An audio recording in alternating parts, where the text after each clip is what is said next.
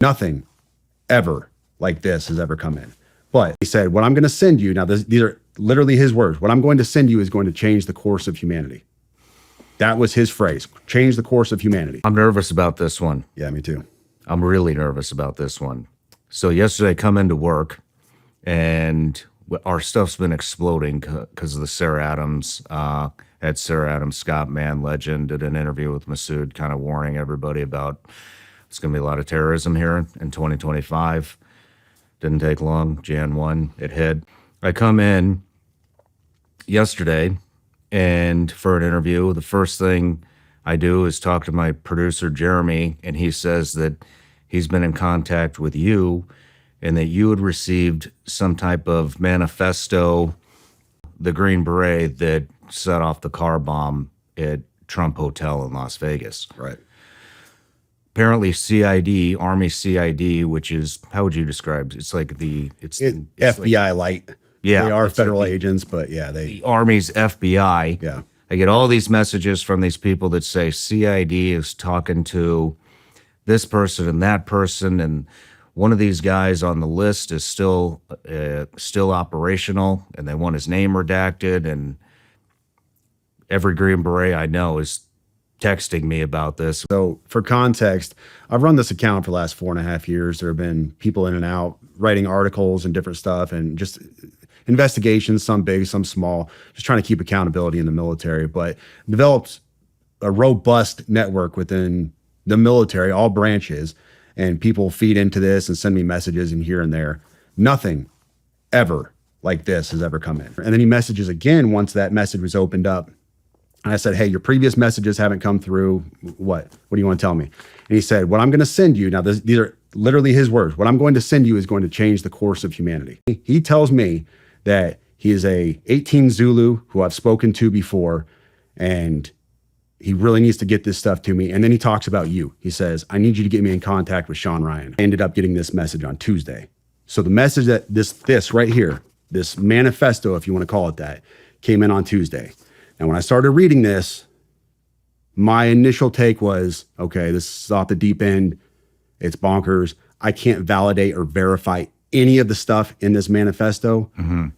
And I told him that. So this email came in on December 31st at 10:42 a.m. That is Tuesday. He said, in case I do not make it to my decision point or on to the Mexico border, I am sending this now. Please do not release this until 1 January and keep my identity private until then. First off, I am not under duress or hostile influence or control. My first car was a 2006 black Ford Mustang V6 for verification. What we have been seeing with drones, he puts that in quotes, he says drones, is the operational use of Gravitic propulsion systems powered aircraft by most recently China and the East Coast, but throughout history, the US. Only we in China have this capability. Our OPSEN, that's Operations Center, our OPSEN location for this activity is in the box below. China has been launching them from the Atlantic from submarines for years, but this activity recently has picked up. As of now, it is just a show of force, and they are using it similar to how they use the balloon for SIGINT and ISR, which are also part of the integrated comms system. There are dozens of those balloons in the air at any given time. The so what is because of the speed and stealth of these unmanned aircraft. They are the most dangerous threat to national security that has ever existed. They basically have an unlimited payload capacity and can park it over the White House if they wanted. It's checkmate. U.S. government needs to give the history of this, how we are employing it and weaponizing it, how China is employing them and what the way forward is. China is poised to attack anywhere in the East Coast. I've been followed for over a week now from likely Homeland or FBI, and they are looking to move on me and are unlikely going to let me cross into Mexico, but won't because they know I am armed and I have a massive VBID. Let me pause right there for a second. So he says a massive VBID. When I was talking to the FBI yesterday, they didn't know what a VBID was. I had to explain what that acronym meant, literally. Dead serious. I said it twice and he goes, you said that word VBID. Can you tell me what that is? For your audience, a VBID is a vehicle-borne improvised explosive device. In layman's terms, a car bomb, what we saw at Trump Tower. So backing up, he says, I am armed and have a massive VBID. I've been trying to maintain a very visible profile and have kept my phone, and they are definitely digitally tracking me. Here's where he gets into the other stuff. And this is where we had to redact the names. Well, your producer redacted the names.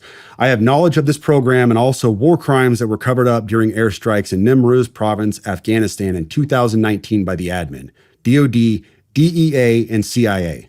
I conducted targeting for these strikes of over 125 buildings. 65 were struck because of civcast, that's civilian casualties, that killed hundreds of civilians in a single day.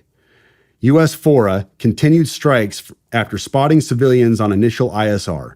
It was supposed to take 6 minutes and scramble all aircraft in CENTCOM. The UN basically called these war crimes, but the administration made them disappear. I was part of that cover-up with U.S. FORA, an agent, redacted, of the DEA. So I don't know if my abduction attempt is related to either. I worked with, redacted, IO staff on this as well as the response to Bala Murghab. Redacted commander at the time, redacted can validate this. You need to elevate this to the media so we avoid a world war because this is a mutually assured destruction situation. Then he says, for vetting, my LinkedIn is Matt Berg or Matthew Livelsberger, an active duty 18 Zulu out of 110, that's 1st Battalion 10th Special Forces Group. My profile is public. I have an active TSSCI with UAP, USAP access. What is USAP? Do you know what that is? I don't know what that is. But I checked his credentials on LinkedIn. So that was the first thing I did. I went to his LinkedIn page. First thing I noticed was all of his bona fides were in place. He has all the UAS training from USASOC and everything else. And so I said, okay, at least the guy knows what he's talking about with drones.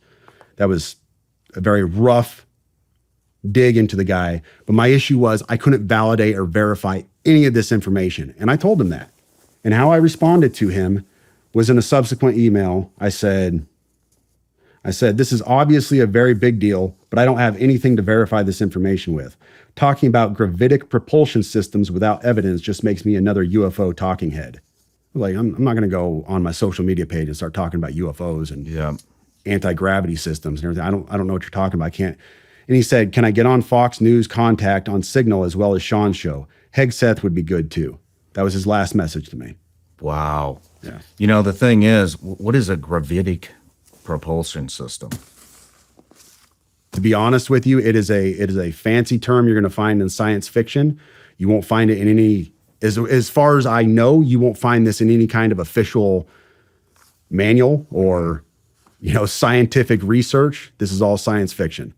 So, but what struck me is his use, what strikes me now, not then, but what strikes me now is his use of a very specific term that nobody else call it. If you asked me, I would say an anti-gravity propulsion system. That's how I would describe it because I don't know this stuff. He said gravitic propulsion system.